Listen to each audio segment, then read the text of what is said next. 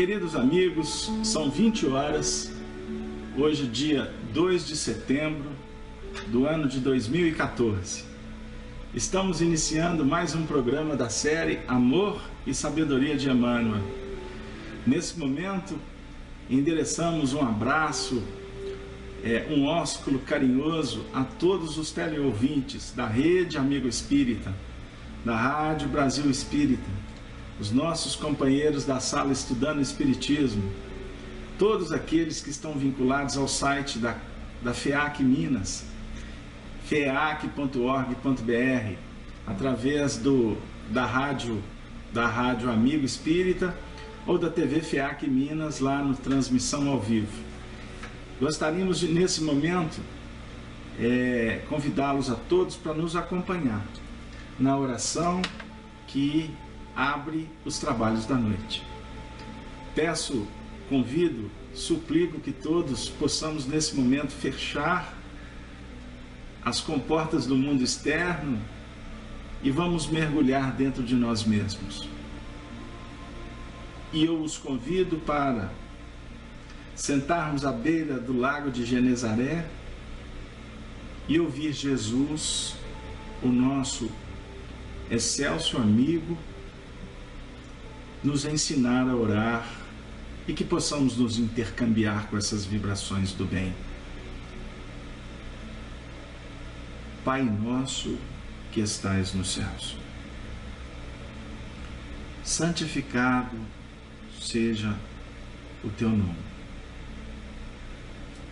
Venha a nós o vosso reino. Seja feita, Senhor, a vossa vontade, aqui na terra como nos céus. O pão nosso de cada dia nos dê sempre. Perdoa, Senhor, as nossas ofensas, os nossos erros. À medida em que aprendermos a perdoar e compreender os erros, as dificuldades que nos visitam, não nos deixe, Senhor, cairmos novamente em tentações, em erros, em influências, em quedas. Livra-nos, Senhor, do mal, pois o vosso é o reino, o poder e a glória para todo sempre. Nesse momento, diante de Ti, Jesus, amado Mestre de nossos corações, suplicamos as Tuas bênçãos, o favorecimento para que recolhamos todos os elementos que possam nos auxiliar, garantindo a segurança, o bem-estar, para que possamos, Senhor, continuar seguindo na marcha da ascensão. Mas também, Senhor, rogamos as bênçãos para todos os corações que se vinculam a este programa, que nesse momento nos intercambiamos pelas frequências da fraternidade.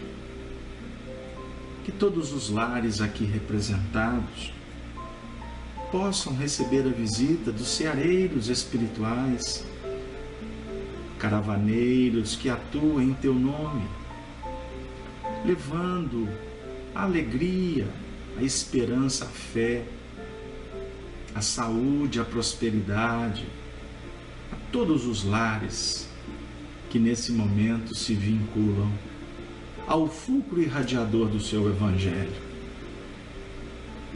E aqueles outros, Senhor, que caminham pelas outras vias da evolução,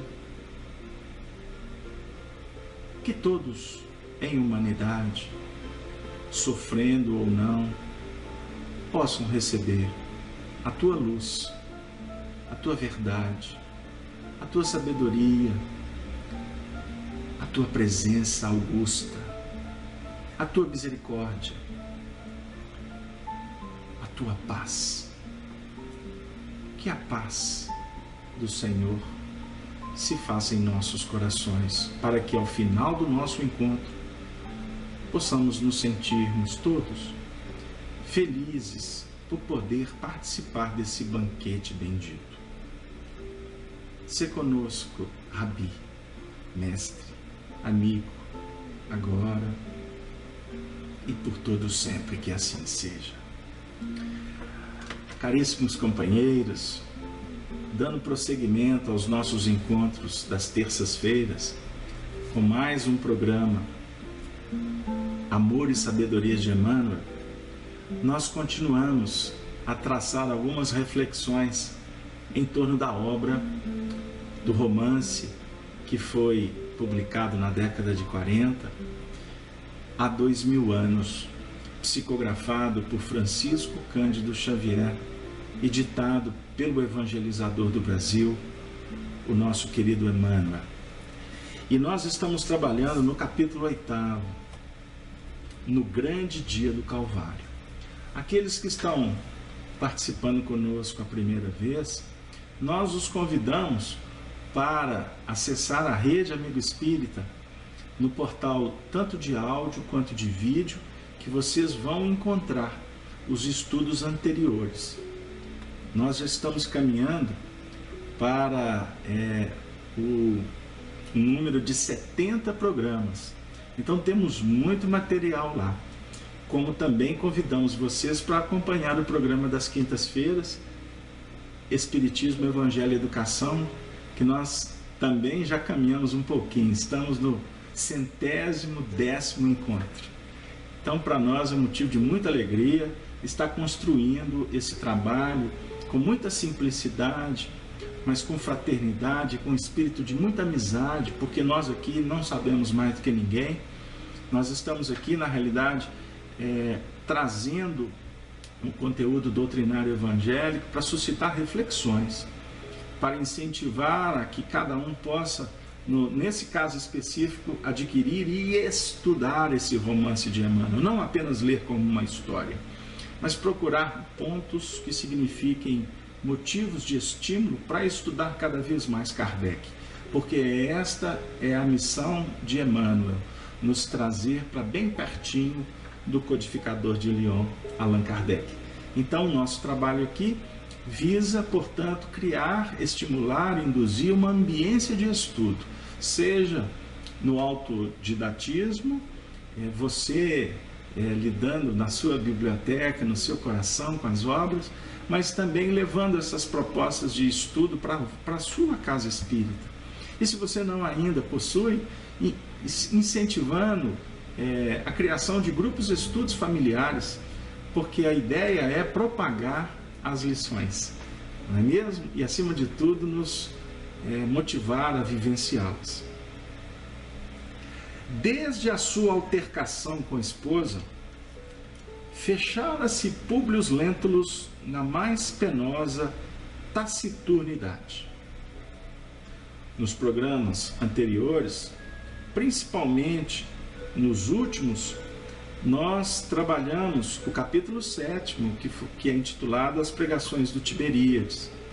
E sinteticamente vamos lembrar que Lívia, esposa do senador Lentulus, junto com Ana e o seu tio Simeão, foram assistir às pregações de Jesus. E ela, com essa atitude que visava, acima de tudo, a solidificação, a confirmação da sua fé, com esta escolha, o marido não teve maturidade suficiente para compreender a atitude dela, o que praticamente criou uma grande ruptura no relacionamento dos dois, porque ele já havia sido, vamos dizer assim, envolvido por uma teia trevosa que levantou suspeita contra o comportamento daquela que era a viga de sustentação do seu lar, a alma gêmea da alma dele, a sua esposa, que efetivamente, mediante as tramas, ela ainda assim silenciou para não criar uma ambiência mais dificultosa ainda, o que redundou para ela o pagamento de um preço muito alto, mas o que efetivamente caracteriza o comportamento evangelizante. Muitas vezes nós preferimos trabalhar com as convenções, nos ajustarmos às situações transitórias, em detrimento do que efetivamente Jesus nos convida a praticar. O silêncio, a ética, a bondade, a justiça, a solidariedade, abraçarmos a verdade como nota, como expoente, como bandeira, como viga que efetivamente vai garantindo para nós conquistas imorredoras. No caso dela, o preço foi altíssimo. E nós também lembramos que ele também teve essa oportunidade de encontrar com Jesus, a pedido dela, para buscar a cura de Flávia, sua filha, o nosso querido Chico Xavier. Mas efetivamente ele acabou, vamos dizer assim, mesmo tendo um diálogo transcendente com Jesus, ele optou em continuar com o pleito de César, seguindo, se comprometendo ainda mais com as questões imperiais, o que efetivamente criou um grande abismo entre ele e a felicidade que ele tanto almejava, principalmente antes daquela encarnação, o que também foi redundando no afastamento vamos dizer assim, daqueles corações que já estavam em vias da sintonia com o mundo maior. Nós, nesse projeto, a partir dessa semana, trabalhando esse capítulo, precisamos de nos situar exatamente aonde ele foi escrito, na época, no tempo. Porque aproximava-se a Páscoa no ano 33. E numerosos amigos de Públio haviam aconselhado a sua volta temporária a Jerusalém, a fim de intensificar os serviços da procura do filhinho, relembrando que Marcos houvera sido sequestrado numa trama que foi o mentor André de Gioras, aspecto que nós já abordamos, que quem sabe podemos voltar ao longo do trabalho. E haveria então a festividade que ia concentrar pessoas de vários lugares do mundo que tinham aquele vínculo com as práticas judaicas, não é isso?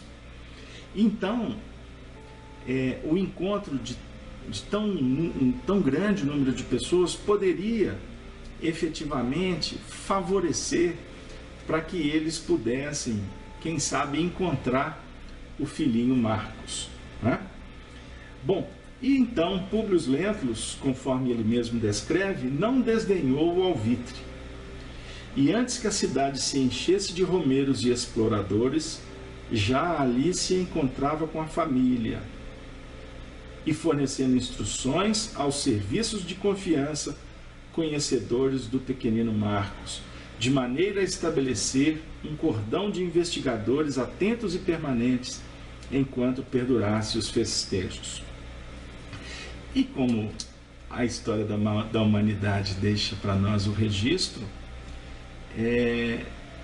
dentro de todo esse movimento, enquanto o senador fazia as comparações de ordem econômica, social e política, observando as massas de povo que afluíam às ruas movimentadas, vamos encontrar Lívia em palestra íntima com a serva de sua amizade e confiança. Sabeis, senhora, disse Ana, que também o Messias chegou ontem à cidade? Exclamava Ana com um raio de alegria nos grandes olhos. Verdade? Perguntou Lívia surpresa. Sim, desde ontem chegou Jesus a Jerusalém, saudado por grandes manifestações populares. Então Ana é abraçada com muita alegria por Lívia, porque era uma notícia de extraordinária importância e beleza.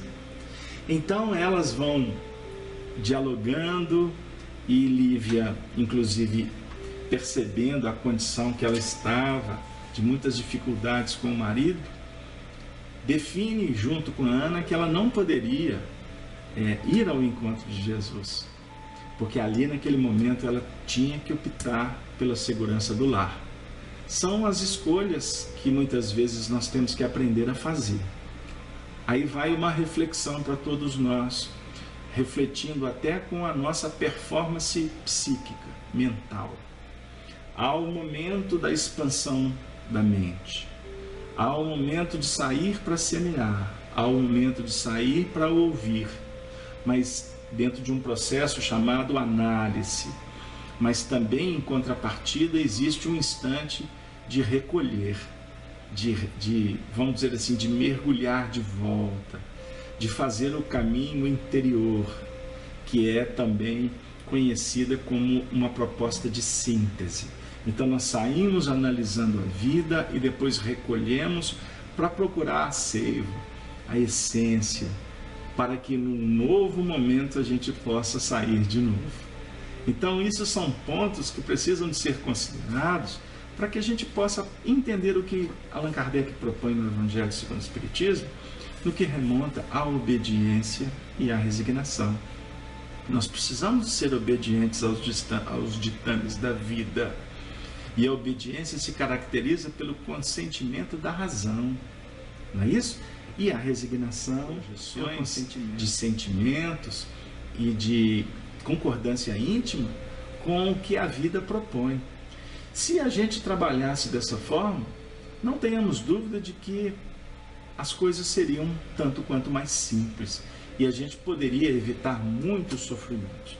Então Lívia aqui percebe que é o momento de fazer a análise, não é? No seu sentido de mergulhar para dentro dela mesma, entendendo toda a circunstância para procurar a síntese de tudo que Jesus houvera promovido, ensinado a ela quando esteve com ele, junto com a própria Ana e Simeão.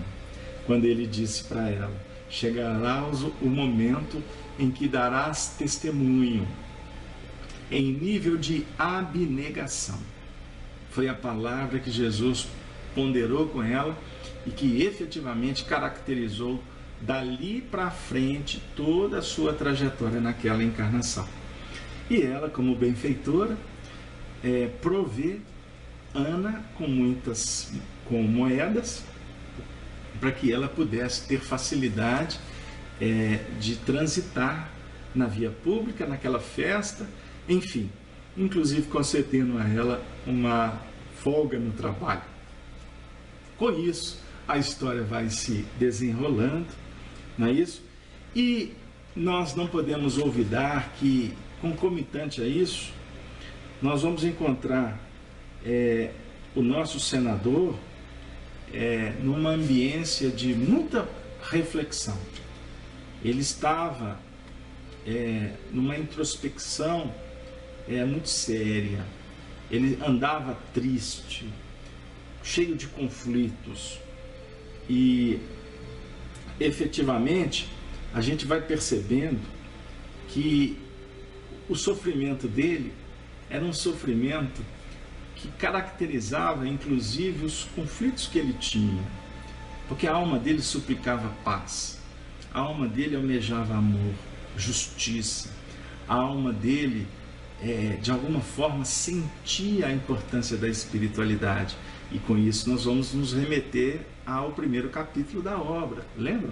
Quando nós estudamos aqui o sonho de Públio Lentulus, que ele se viu na roupagem do bisavô, Lentulus Sura, e que discutiu com Flamínio Severus a questão da imortalidade da alma.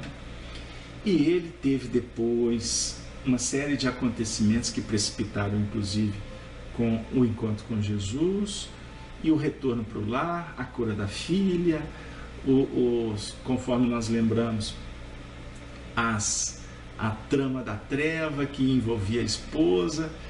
Ele estava chegando num momento muito especial da sua vida. mas caracterizada por um sofrimento diante do desconhecido. Ele estava como que à porta da libertação, mas ele não sabia como perpassá-la. Enquanto no mesmo lar nós vamos encontrar Lívia sofrendo as augúrias, né? Sofrendo aquela pressão, porque ela tinha descoberto o amor em plenitude. Ela compreendeu a mensagem do Messias, do Mestre. Ela encontrou o pastor. Ela encontrou, inclusive, um presente que toca o coração de todos os que se encontram realmente prontos para ouvir o Mestre. E o sentimento de gratidão pela cura da filha deu para ela uma chama de renovação extraordinária, valorosíssima. Mas ao mesmo tempo, o sofrimento dela era um sofrimento porque ela estava diante de um grande impasse, porque ela tinha um compromisso junto com o seu marido. Ela precisava de ajudar Públio a encontrar também Jesus. E ao mesmo tempo o coração de mãe sentia falta do rebento que tinha sido arrancado do seio dela, Marcus Lentulus. Então, o conflito dela estava num patamar muito diferente do seu marido. Porque o conflito dela, as dores dela, já efetivamente caracterizavam o testemunho do discípulo, do aprendiz, daquele que já está fazendo luz. Esse é um ponto capital da nossa conversa. Porque nós vamos aprender no Evangelho segundo o Espiritismo a importância de saber sofrer. Porque as aflições, elas são inerentes, elas caracterizam o nosso estágio evolucional, não tenhamos dúvida. Nós precisamos do atrito, nós precisamos do obstáculo, nós precisamos do buril que vai dar forma ao nosso coração, um buril de luz, como caracteriza Emmanuel. Então, só que quando você se candidata à sua transformação consciente, automaticamente as pressões, as sobrepressões, as indiferenças, os apupos, as pedradas vão visitar ao coração de quem está na lida. Luz acendeu, a treva toma vida. E diga-se de passagem, a luz resplandece na treva. Então, nós não podemos querer ficar livre da treva. Nós temos que entender o papel dela. Agora é diferente o conflito daquele que está na treva e que ainda não resplandece luz. Porque o conflito eu preciso sair daqui, não sei como. Tudo está difícil, a porta está fechada, a incompreensão, etc, etc. O que eu faço, meu Deus? E aí a espiritualidade muitas vezes fica aguardando que o indivíduo se sensibilize de verdade e dê um testemunho, que ele viva um processo de aferição efetivo, para ele mesmo afirmar: eu quero e eu vou sair disso aqui. Agora o cristão, eu vou voltar, o cristão sofre percebendo que ele não pode sair dali. Agora chegou lá. Não sei se vocês pegaram aí. Quem está na treva quer sair da treva. Quem acende luz e percebe a treva, ele valoriza a oportunidade. Então o discípulo do Cristo não chuta o balde. O discípulo do Cristo não abandona o compromisso. O discípulo do Cristo se mantém lúcido, fervoroso, mesmo sabendo que a dor caracteriza as suas escolhas. Mas, por isso que entra o ingrediente chamado amor, que adocica. O amor dá sentido, ele dá motivo para que você encare o processo, que você persevere no desafio. Então, era uma penosa situação conjugal, em que se colocara, separava o senador da mulher, como se estivessem irremediavelmente distantes um do outro e destruídos os laços sagrados do coração. Como é triste, como é difícil. Vamos nos colocar dentro do solar dos Lentulus. Foi a esse retiro de calma aparente que Ana voltou certa manhã, passados alguns dias, a fim de cientificar a senhora da inesperada prisão do Messias. Vocês estão percebendo que a gente está adiantando a história, que não vamos ler todo o capítulo. Ana chegou abalada. O Messias tinha sido preso. Com a simplicidade espontânea e sincera da alma popular que ela encarnava, a serva humilde historiou com os mais íntimos pormenores a cena provocada pela ingratidão de um dos discípulos, em virtude do despeito e da ambição dos sacerdotes e fariseus do templo da grande cidade israelita. As lágrimas deslizavam pela face daquela alma bendita, sensível, o referencial de esperança para ela. Tinha sido preso.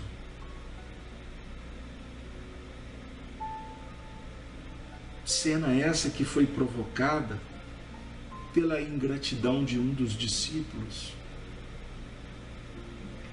Como nós repetimos essa ingratidão até hoje?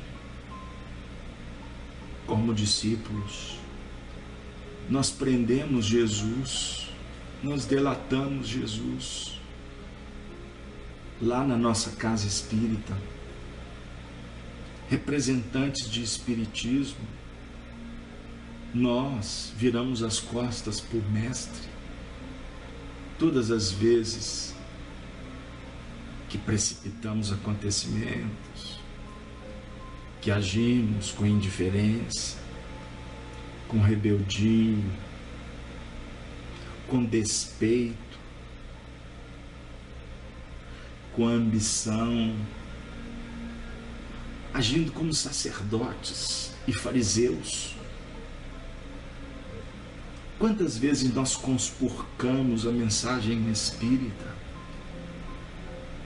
Quantas vezes nós barateamos a proposta do Evangelho? Amigos, a vida é uma festa. Nós estamos em Jerusalém em meio a peregrinos do mundo inteiro, que vêm à Cidade Santa pelas vias da reencarnação, todos em busca de uma vida melhor, de projetar fé, religiosidade, aprimorar a vida econômica, social. Todos nós estamos buscando Jerusalém nesse momento de festa. Mas muitas vezes o objetivo principal nós deixamos de lado, diante de tantas propostas que a vida nos oferece.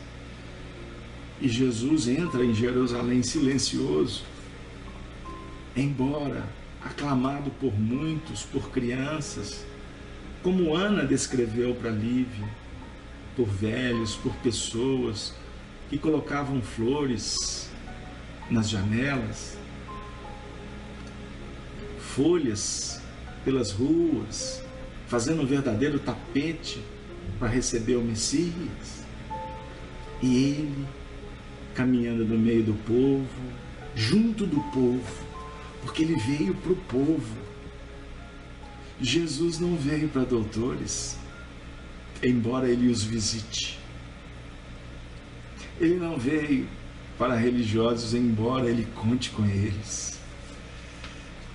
Jesus é médico, é mestre, é amigo. Portanto, ele veio para quem quer ser amigo dele. Ele veio para aprendizes que querem ouvir a pregação do bem, a palestra que edifica e que fala de Deus, sem usar muitas artimanhas, sem optar por atalhos.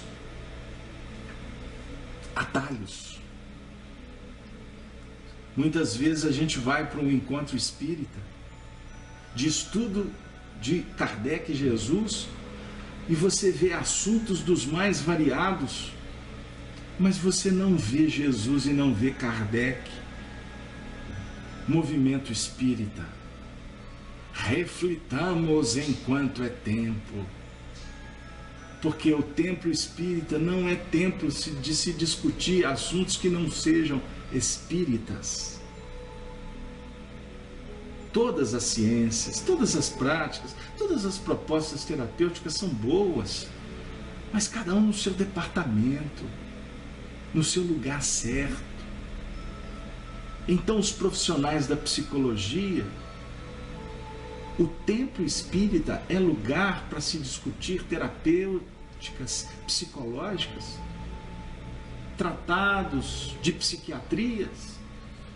O templo espírita é lugar para distribuir cartão, para encher consultórios.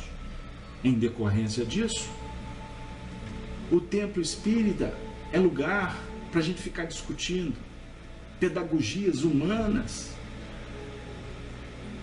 cientificismos acadêmicos, discutindo teses que amanhã vão cair por conta de outras teses. Nós não podemos trair Kardec. Nós não podemos olvidar Jesus, porque o templo espírita é o templo de reflexão que consola, que acolhe, que recebe, como uma mãe expectante, colocando o filho no peito para dar para ele de mamar, dar para ele o leite espiritual que vai lhe dar força, robustez, que vai ajudá-lo na fé. O templo espírita é lugar de orientar pessoas no que remonta a trajetória delas com ela mesma. O templo espírita é para se falar de imortalidade, de mediunidade. O templo espírita é para falar de solidariedade, de igualdade. O templo espírita é para falar de fraternidade. Não podemos vender Jesus, porque o templo espírita não é lugar para se vender personalismos. O templo espírita, o movimento espírita, não é palanque para glamour. O templo espírita é um lugar para o filho do Calvário. O templo espírita é um lugar de todo mundo, como a casa do caminho era em Jerusalém, recebendo os párias do templo de Jerusalém, da sociedade hebraica, as pessoas que não tinham mais espaço na sociedade, elas encontravam nos cristãos da casa do caminho os amigos de todas as horas. Não podemos abandonar Jesus sob o preço altíssimo que poderemos pagar por nos desvincular da causa que abraçamos antes de aqui nos aportarmos.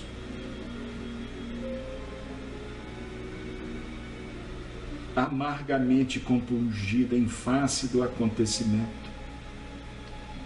Lívia considerou que, se fosse noutro tempo, recorreria imediatamente à proteção política do marido, de modo a evitar ao profeta de Nazaré os ataques das ambições desmensuradas. Agora, porém, reconhecia não lhe ser possível socorrer-se do prestígio do companheiro em tais circunstâncias. Mesmo assim, procurou aproximar-se dele por todos os modos, embora improficuamente, de uma sala contígua ao seu gabinete. Notou que Públio atendia numerosas pessoas que o procuravam particularmente em atitude discreta. E o interesse é que, segundo as suas observações, todos expunham ao senador o mesmo assunto. Isto é, a prisão inesperada de Jesus Nazareno. Acontecimento que desviara todas as atenções das festividades da Páscoa. Tal o interesse despertado. Nos chega agora a seguinte reflexão, que não estava no script,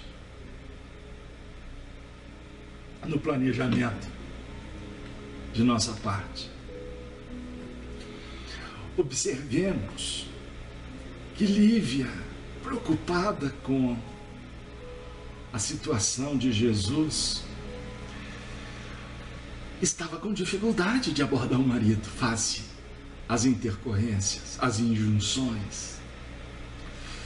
Mas ela, intuitivamente, procurou se aproximar para tentar conversar 2 minutos que fosse com o seu querido marido. Conhecendo hoje a história, eu vou chamar a atenção para um detalhe. Nós sabemos do planejamento espiritual. Nós sabemos das oportunidades que nós temos diante de um painel que se é construído. A peça estava pronta. Os atores coadjuvantes, todos nós somos coadjuvantes, porque o ator principal é a vida. O diretor é Deus. Por mais que nos julguemos muitas vezes, o principal do drama. O que muitas vezes não está errado até pensar assim. Quando Ptolomeu trouxe a ideia de que a Terra é o centro do universo, e depois ela caiu por terra com as teses do heliocentrismo e etc, etc, Copérnico. Se nós voltarmos a nossa mente para a reflexão de Ptolomeu, ele não estava totalmente errado. Porque o mundo gira em torno da Terra íntima. É verdade. Nós fazemos parte de um contexto universal. Mas tudo é analisado sob o ponto de vista do fulcro central que é você, que é o seu espírito. Então eu vou voltar para dizer o seguinte: a história estava traçada, ela tinha que acontecer. Só que cada um que estava naquele contexto era coadjuvantes que se sentiam todos como atores principais, mas que na realidade, portanto, faziam parte de uma engrenagem. E quando Lívia procurou se aproximar do marido, ela não iria conseguir obter o resultado que ela almejava. Mas o movimento dela de sair de dentro de si para tentar ajudar era um movimento extraordinário, bendito. Ali a chama do amor dava sentido a vencer os obstáculos. É o que acontece com você agora. Nós estamos nos movimentando para tentar lutar pelo amor. Jesus é o representante desse amor. Nós não estamos falando aqui do Jesus histórico, religioso. Não estamos nos referindo ao governador espiritual do planeta. Nós estamos falando do que efetivamente ele representa. Eu não vim de mim mesmo, eu vim daquele que me enviou realizar a obra dele. E a obra de Deus é amor. Ok? Então vamos juntos, vamos construir juntos. Então todas as vezes que você sai de dentro de você para tentar resolver, você está sendo motivado por uma chama extraordinária chamada amor. O amor de Deus e o amor que efetivamente você está construindo dentro de você. Porque amor é realização. Quando você realiza no amor, você constrói o amor dentro de você. E o amor que está dentro de você, você não divide com ninguém. Ele é seu. Ele é a chama da vida. Ele é o pulsar. Ele é o batimento do universo em você.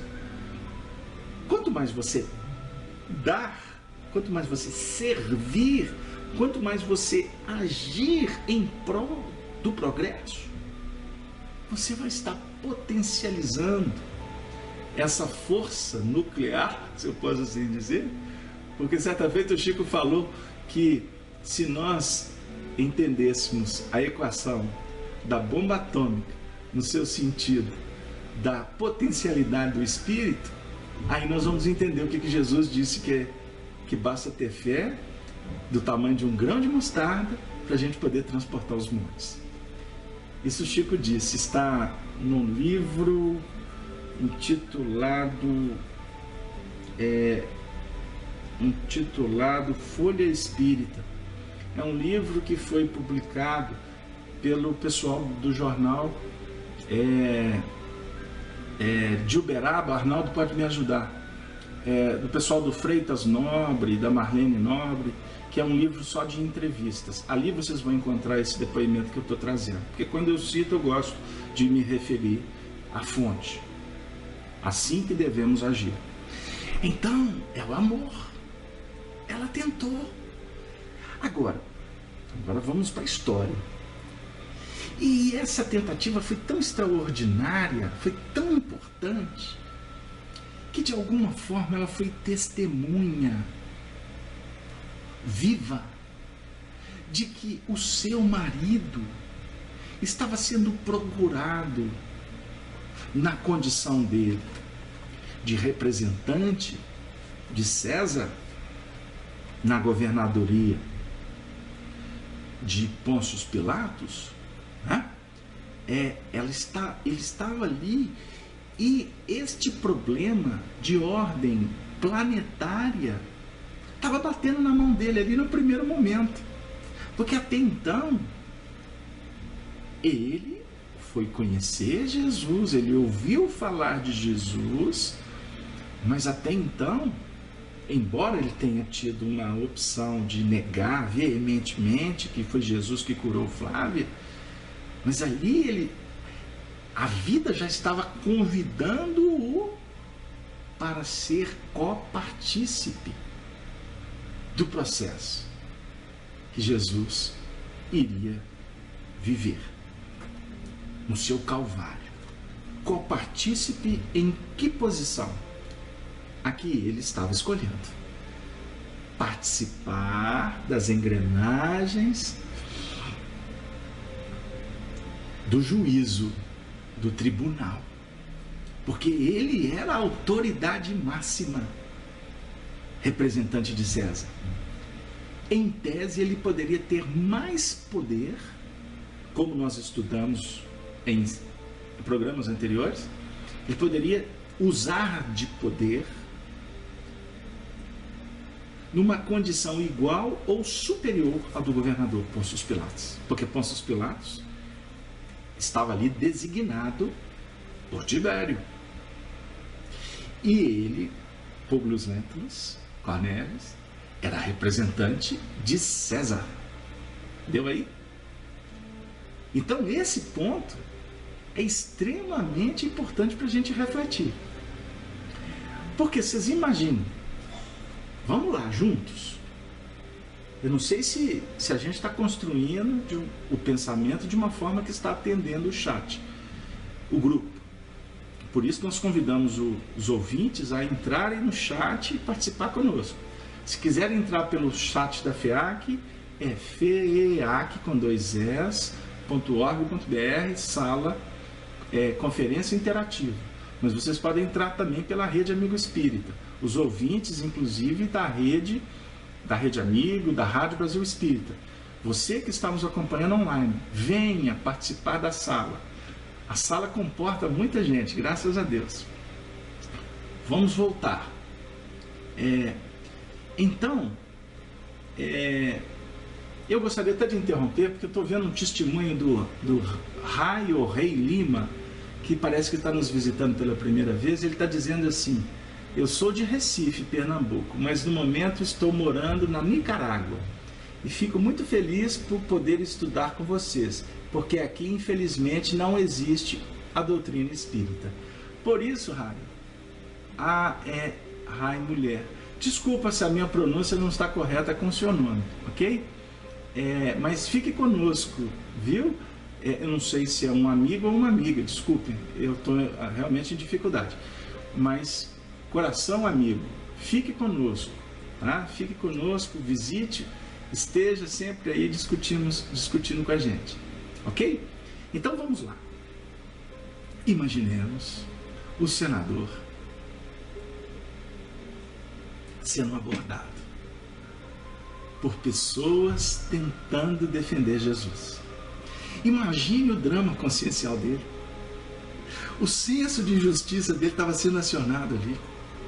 O livre-arbítrio dele naquele momento estava assim, a todo vapor, porque ao mesmo tempo o próprio Públio Lentulus, o próprio Emmanuel, está nos contando aqui que as pessoas que o procuravam eram uma mescla daqueles que queriam defender e daqueles judeus que queriam, de uma forma sórdida, inflamar, colocar gasolina no fogo que já estava ardendo. E ele, na condição de ouvir, taciturno, introspectivo, com conflitos, como acontece conosco quando nós estamos diante dos desafios do caminho. Debalde esperou Lívia que o marido lhe concedesse 2 minutos de atenção. No compartimento próximo do seu gabinete privado. Sua ansiedade tocava o apogeu quando lobrigou a figura de Sulpício Tarquínios, aquele que inclusive insuflou a treva na cabeça do marido com relação a ela, vinculada a Pilatos, que vinha da parte de Pilatos solicitar ao senador o obséquio da sua presença. Imediatamente, no palácio do governo provincial, a fim de resolver um caso de consciência. Meu Deus! Esse é Emmanuel. Este é o senador. Este é o educador, como falava Arnaldo Rocha. Emmanuel. Porque Emmanuel não coloca palavras Ele não formata frases sem um objetivo educativo e espiritualizante. Porque tem muitos literatos de altas expressões, inteligentíssimos, que escrevem, mas não projetam. Escrevem, indicam, mas permanecem na horizontal. E quando a gente fala projetam, não é no sentido de ficar tocando apenas emoção. Que nós temos oradores que são brilhantes para levar o público às lágrimas. Mas o importante é a gente verificar se em meio às lágrimas o público foi concitado a pensar. Esse é o ponto. Emmanuel nos ajuda a pensar, resolver um caso de consciência. Essa palavra aqui fica como palavra-chave para o desenrolar da história que a gente está a cada momento dando um passo adiante. Públio Lentulus não se fez rogado. Ponderando os deveres de homem de Estado, concluiu que deveria esquecer quaisquer prevenções da sua vida particular e privada, marchando ao encontro das obrigações que devia ao império. Lívia, por sua vez, perdeu então toda a esperança de implorar-lhe auxílio para o mestre.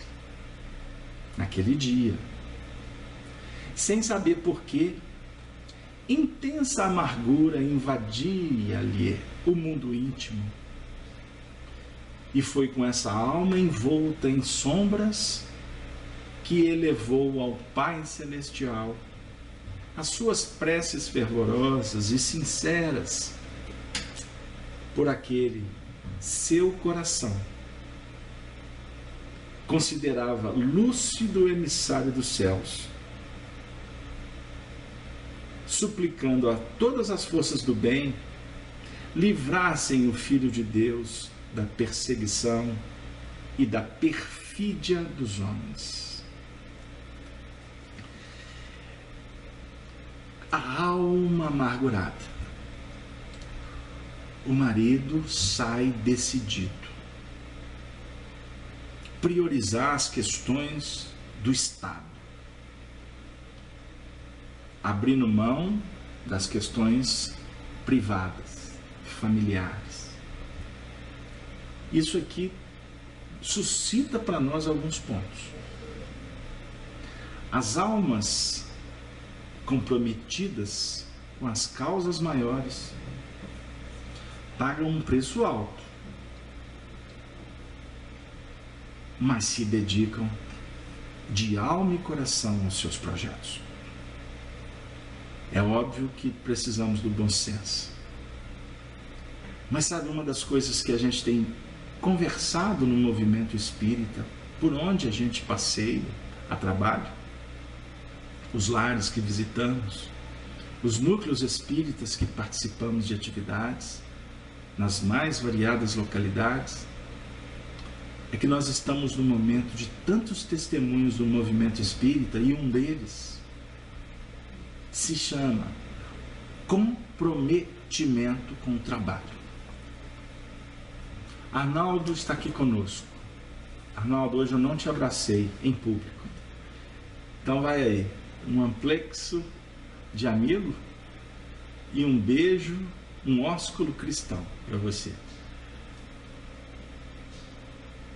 Arnaldo, você sabe do que eu estou dizendo.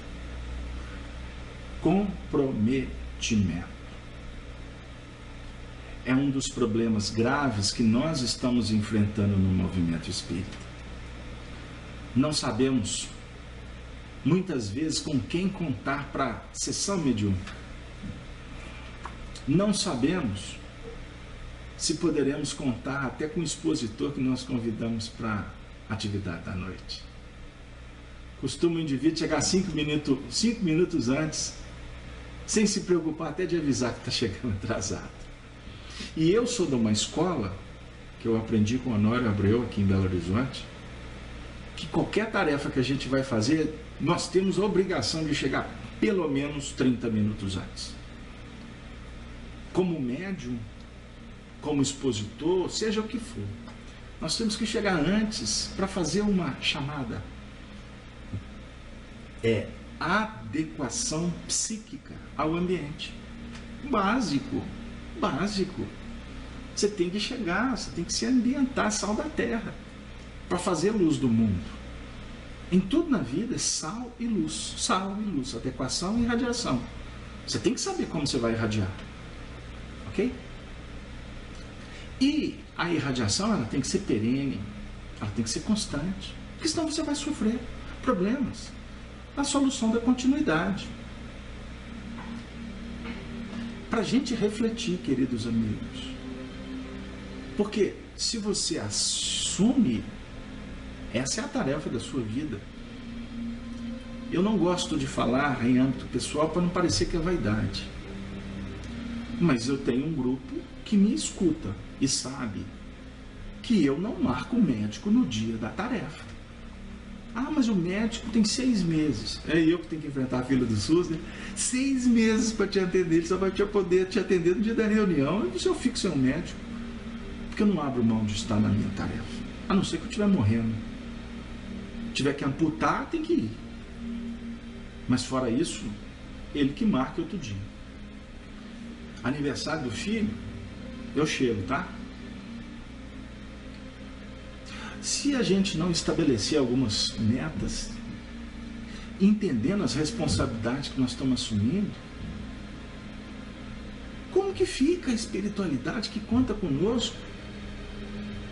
E o indivíduo que está lá no pronto-socorro do centro espírita, precisando de uma mão amiga, ele pode estar com um revólver na cabeça, meu amigo. Qual que é a minha prioridade? Tirar o revólver dele ou comer um pastel na festa? Ou ir no cinema com a esposa? Ou ir assistir o jogo de futebol? Aí eu como. Embora todo mundo tenha o direito de se divertir. Outro dia um companheiro falou assim, pô, a final do campeonato Casalbento, o que eu faço? Eu falei assim, vai para a final do campeonato, meu amigo. Seu time não vai chegar lá tão cedo. Ele morreu de rir. Nós estamos rogando praga, eu falei assim, não, que o seu time ganha, mas vai lá. E aqui a gente dá jeito, aqui é um grupo, aí é diferente. Poxa, eu vou jogar duro com o cara, ele tá doido para assistir o jogo. O que adianta ele ir para a tarefa e ficar com um radinho lá, como o Marivão nos contava da reunião mediúnica, que o Betinho aqui em Belo Horizonte ficava com o radinho debaixo da mesa. Na hora que acabava a reunião mediúnica, a primeira coisa que ele fazia era ligar o radinho para saber quando estava o jogo glorioso. A gente morria de rir dessas histórias. Mas isso aí é uma outra coisa, isso é um jeito carinhoso, brincalhão, de levar a vida. Agora eu estou falando de outra coisa. O Arnaldo está falando sobre a preocupação das coisas do céu. Primeiramente o reino de Deus, porque o resto vem por acréscimo de misericórdia. Isso é só para quebrar. Eu fiz essa brincadeira carinhosa, amiga e fraterna com vocês, porque a vibração começa a ficar apertada. Porque eu não posso esquecer que quem estava sendo julgado naquele momento, quem estava preso,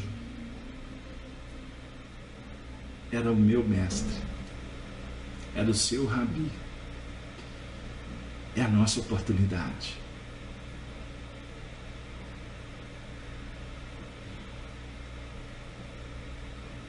Nós temos que resolver a nossa oportunidade. Nós temos que ajustar. Então não dá para brincar no seu sentido leviano.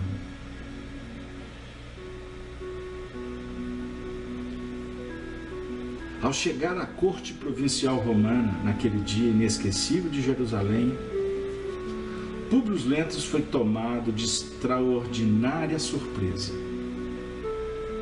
Agora eu vou perpassar as letras.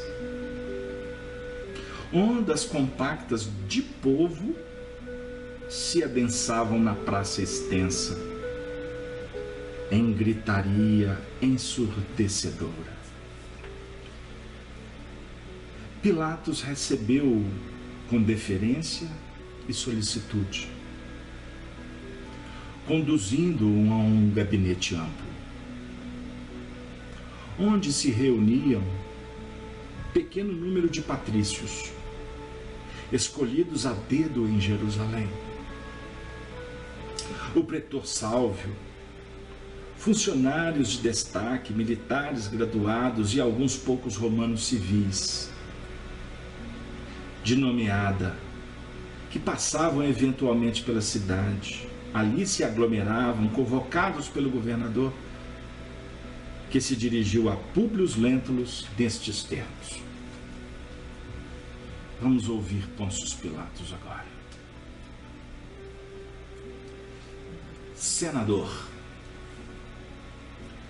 não sei se tivestes ensejo de conhecer, na Galileia, um homem extraordinário que o povo se habituou a chamar de Jesus Nazareno. Esse homem foi agora preso em virtude da condenação dos membros do Sinédrio. E a massa popular que o havia recebido nesta cidade, com palmas e flores, pede agora, nesta praça, o seu imediato julgamento, por parte das autoridades provinciais,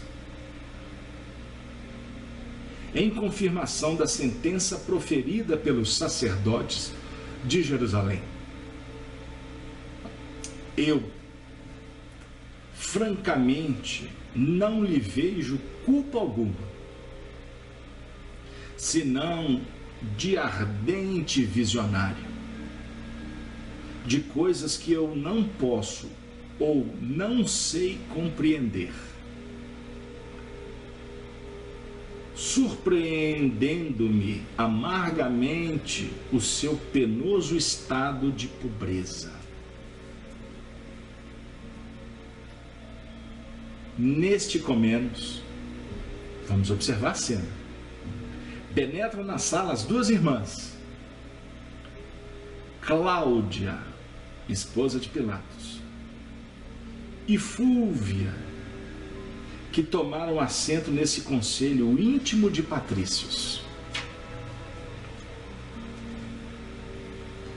Ainda esta noite, continuou Pilatos, apontando para a esposa, Cláudia, parece que os augúrios dos deuses se manifestaram para minha orientação, pois Cláudia sonhou de uma voz lhe recomendava que eu não deveria arriscar a minha responsabilidade no julgamento desse homem justo.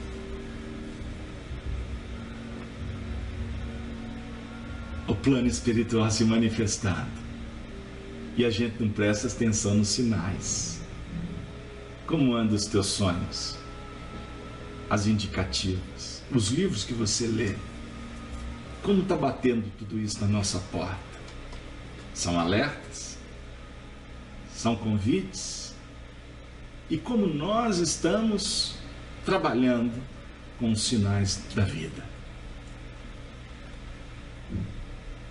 Resolvi, portanto, agir em consciência, aqui reunindo todos os patrícios e romanos notáveis de Jerusalém,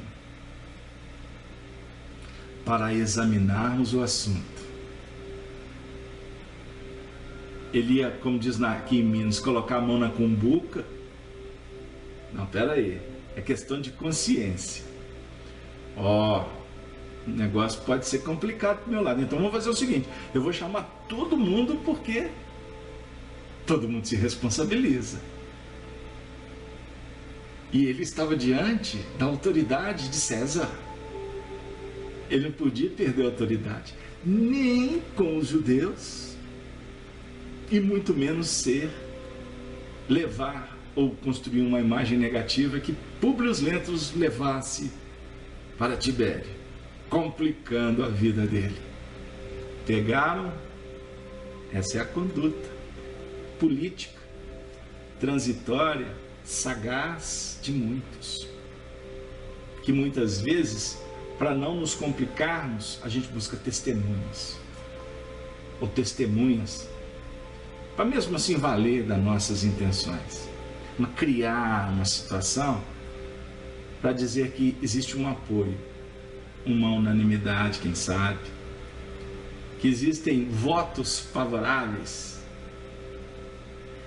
E isso muitas vezes a gente vê nas administrações, sim, em eleições, discutindo estatutos para que se escolha pessoas para compor conselhos que vão votar naqueles que estão mudando os próprios estatutos.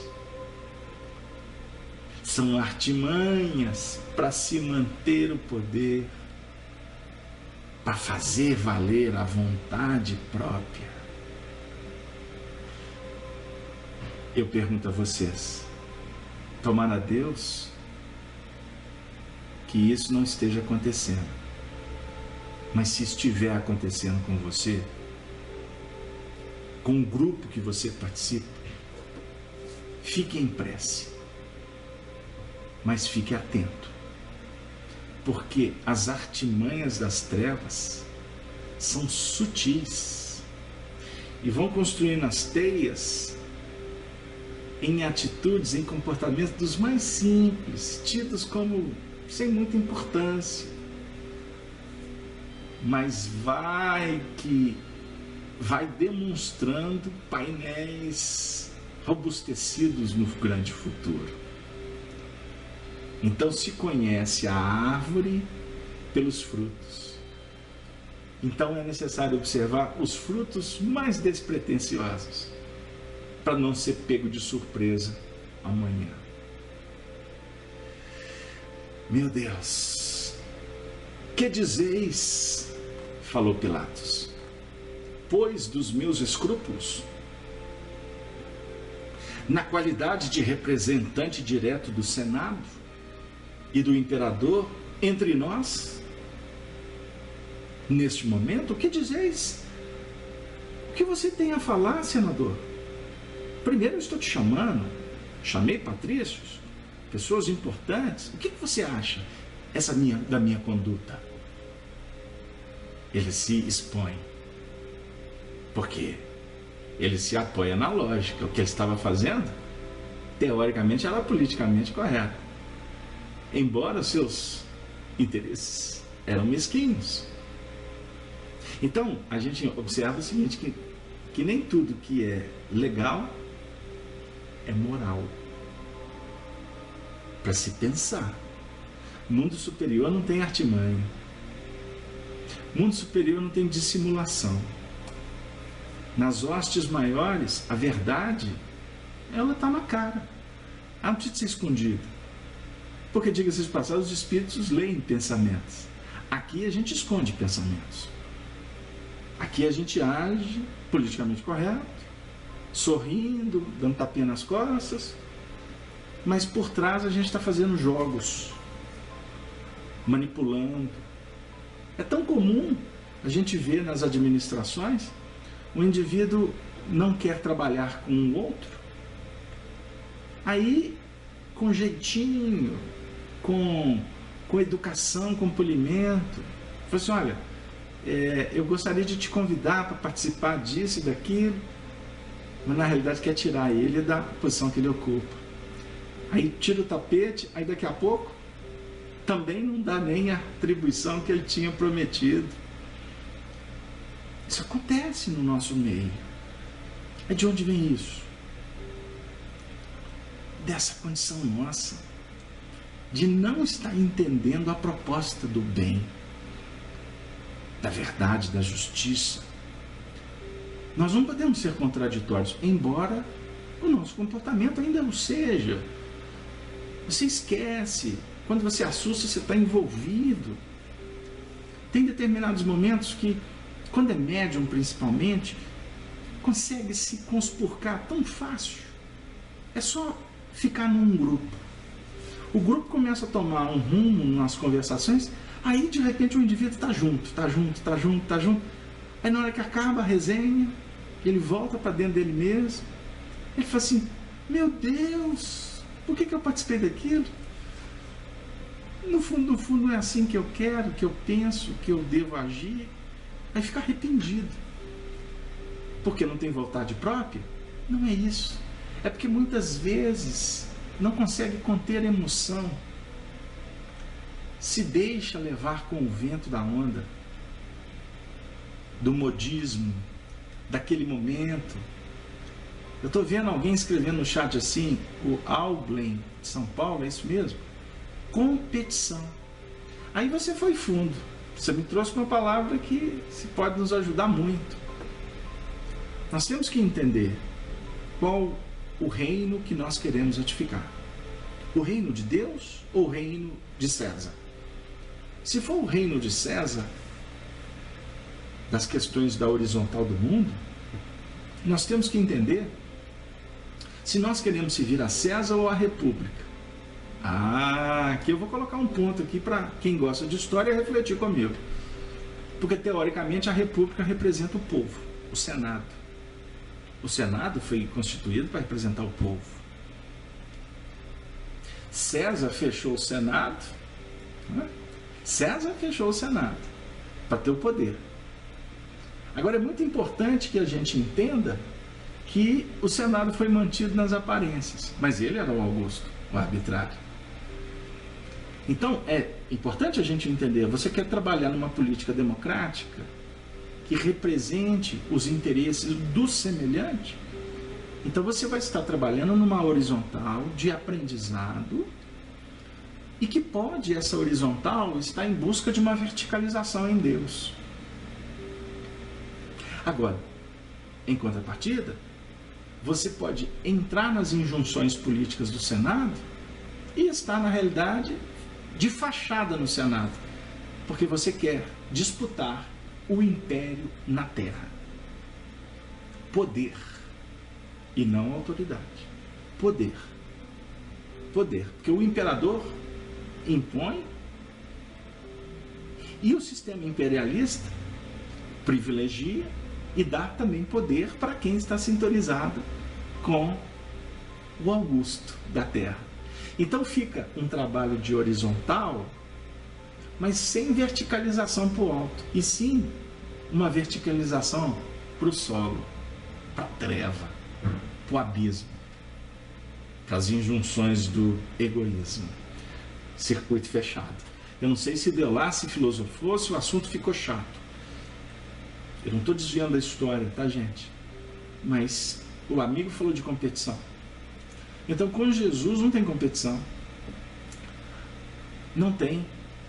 Porque o esporte da alma é o do bem. É favorecer. O esporte é do circo máximo, é resolver a paixão do momento. Então, é disputar, é tirar a vida. Eu quero, eu ganho, eu tenho poder, eu tenho a força. Thor, eu tenho a força. Não sei se deu lá.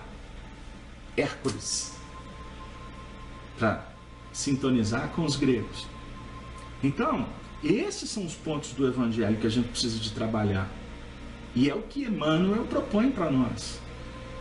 Esse espaço aqui, nós precisamos relembrar, não é espaço meu.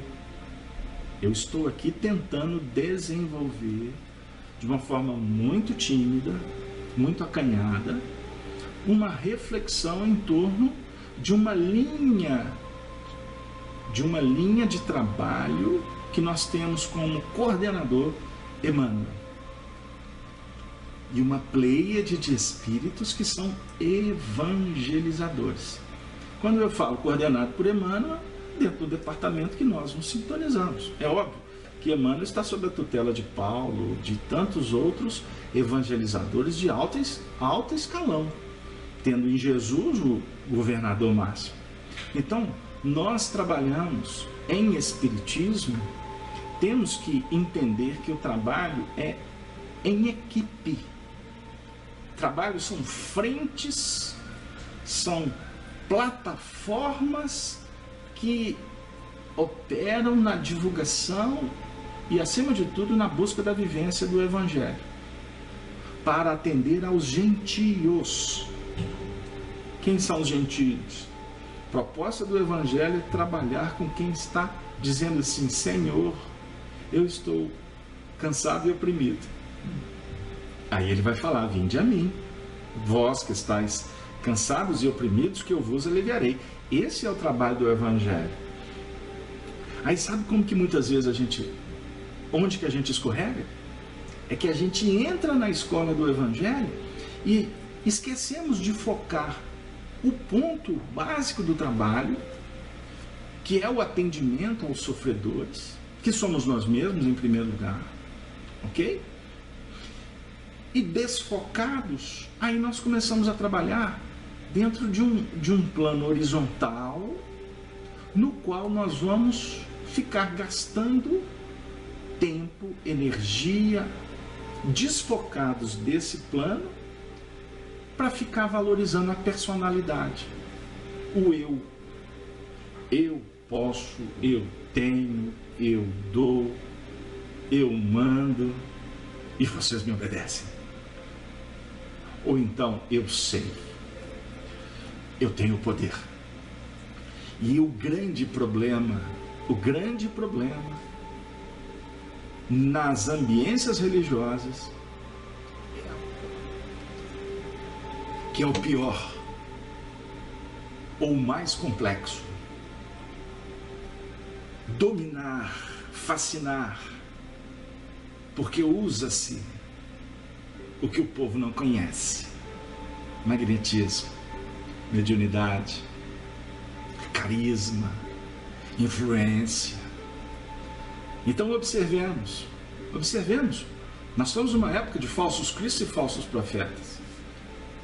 O falso Cristo, ele tem fôlego curto, ele pode se apresentar com pompa, com beleza, com glamour. Hoje eu ouvi um companheiro me falando sobre isso, glamour no movimento espírita. Aí eu falei assim: o movimento espírita está precisando, não é de glamour, é de clamor. Clamor, nós precisamos de clamar, nós precisamos de suplicar, nós precisamos de aclamar a simplicidade.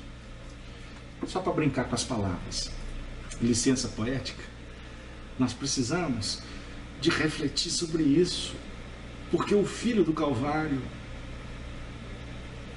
ele está como nós estamos, precisando de norteamento. Nós estamos precisando de fundamentação. Queridos amigos, quanto a dizer, mas acima de tudo, quanto fazer e como fazer. Esse é o nosso grande desafio. Gostaríamos de abraçar a todos os ouvintes da Rede Amigo Espírita, os nossos companheiros da Rádio Brasil Espírita, que estão acompanhando através do Google Play, de seus lares, do computador, do tablet. Então, eu gostaria de endereçar um grande abraço para todos e pedindo a vocês a licença para a gente interromper o trabalho. Semana que vem nós vamos focar o Tribunal de Jesus. E nós temos algumas, vamos dizer assim, algumas preciosidades que estão guardadas aqui há muitos anos, que eu espero ao longo das próximas semanas poder revelar, talvez em primeira mão, depoimento de Chico Xavier sobre esse momento tão importante da história da humanidade, que representa também um instante que reflete as necessidades de trabalharmos diante do tribunal da nossa própria consciência. Porque nós temos que criar nessa epopeia de trabalho o favorecimento para que nós nos sintamos, na descrição histórica, nos sintamos Públio Lentulus, mas também que nós nos sintamos Pilatos, que nós nos sintamos como Lívio, que nós nos sintamos como povo, que nós nos sintamos como Barrabás, que nós nos sintamos como Anás, Caifás, Antipas, que nós possamos entender os soldados, incorporar esses soldados, porque muitas vezes nós agimos como tais soldados que martirizaram Jesus, com os nossos entes queridos, criarmos toda uma dinâmica de um estudo evangélico que possa nos ajudar a entender um pouco mais a nossa realidade espiritual.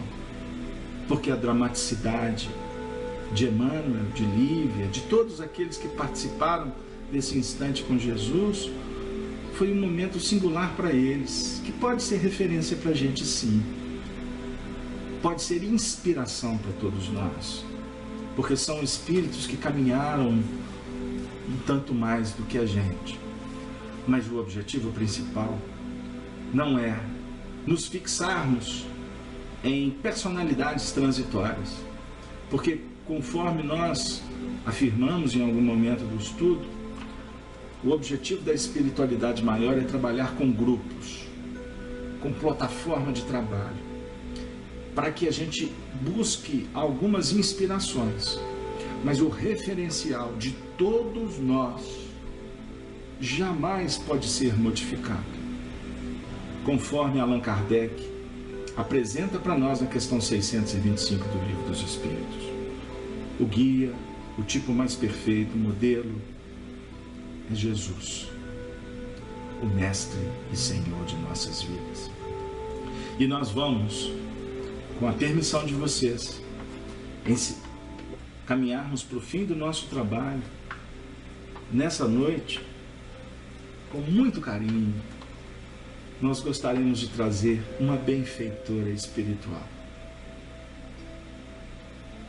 Um espírito que todos nós respeitamos e reverenciamos como uma verdadeira mãe espiritual das crianças, de todos aqueles que perpassam as atividades da evangelização espírita nos centros espíritas, que são atendidos por mães espirituais dadivosas, carinhosas, respeitadas, acima de tudo amorosas.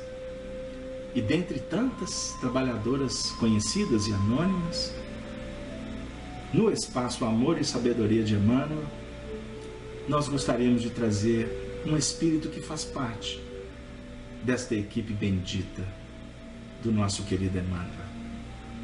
Estamos nos referindo a, aqui na Terra, nome de batismo, Irma de Castro Rocha. E no mundo espiritual para todos, Meimei, que no livro O Espírito da Verdade, psicografado por Chico e por Valdo, na lição 61 ela traz um texto que vai encerrar as nossas atividades da noite de hoje, terça-feira de setembro do ano de 2014, o encontro marcado. Quando a aflição lhe bateu à porta, o discípulo tomou as notícias do Senhor e leu-lhe a promessa divina: estarei convosco até o fim dos séculos. Acendeu-se-lhe a esperança no imo da alma.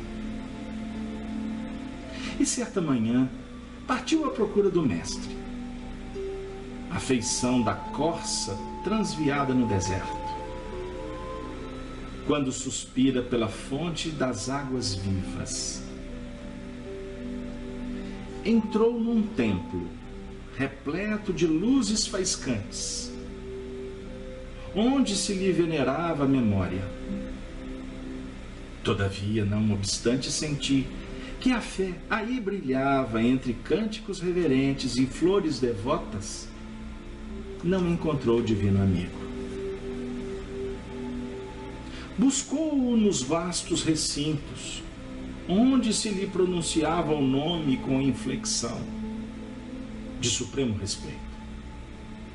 Contudo, apesar de surpreender-lhe o ensinamento puro, no verbo, daqueles que sobraçavam dourados livros, não lhe anotou a presença. Na jornada exaustiva, gastou as horas em vão. Atravessou portadas e colunas, altares e jardins. Descia, gélida à noite, quando escutou os gemidos de uma criança doente, abandonada à sarjeta. Ajoelhando-se, asilou-a amorosamente na concha dos próprios braços. Ao levantar os olhos, viu Jesus diante dele e fremente bradou: Mestre, mestre! O excelso benfeitor afagou-lhe a cabeça fatigada, como quem lhe expungia toda a chaga de angústia, e falou compassivo: Realmente, meu filho, filho meu, estarei com todos e em toda parte, até o fim dos séculos. No entanto, moro no coração da caridade, em cuja luz tenho encontrado marcado com todos os aprendizes do bem eterno. Debalde tentou o discípulo reter o Senhor de encontro ao peito. Através da neblina espessa das lágrimas, ali inundarem o rosto mudo, reparou que a celeste visão se diluía no anilado fulgor do céu verpentino. Mas, na acústica do próprio ser, ressoavam para ele agora as palavras inesquecíveis. Toda vez que amparardes a um desses pequeninos, por amor de meu nome, é a mim que o fazeis. Meimei. Amparemo-nos uns aos outros, respeitando-nos e vibrando uns pelos outros. Família espírita, amigos cristãos de todos os tempos, é chegado a hora de darmos as mãos para fazer da nossa terra a Canaã prometida, para podermos, arregimentando todos os recursos necessários, invioláveis, imprescindíveis, fazermos do nosso planeta essa terra de promissão.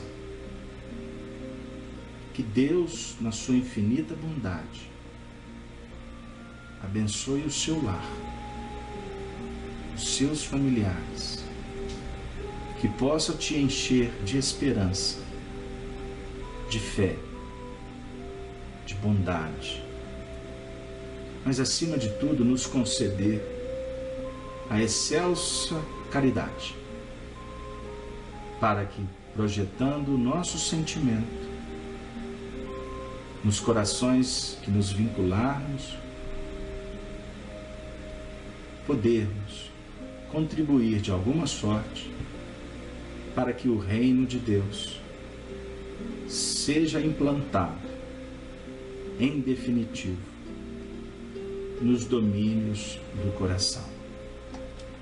Tenham todos, amigos da rede Amigo Espírita, da Rádio Brasil Espírita, a você que está na sala estudando o Espiritismo, a todos os corações que acessarem estas gravações posteriormente, tenham todos muita paz, muita alegria, e que Maria Santíssima abençoe ao Sagrado Instituto da Família, que nos acolhe, que nos ajuda na caminhada da ascensão. Nos despedimos, desejando a todos, portanto, muita paz. Ave, ave, ave Cristo. Até a próxima oportunidade. O próximo programa, Amor e Sabedoria de Emmanuel. Boa noite para todos. Que assim seja.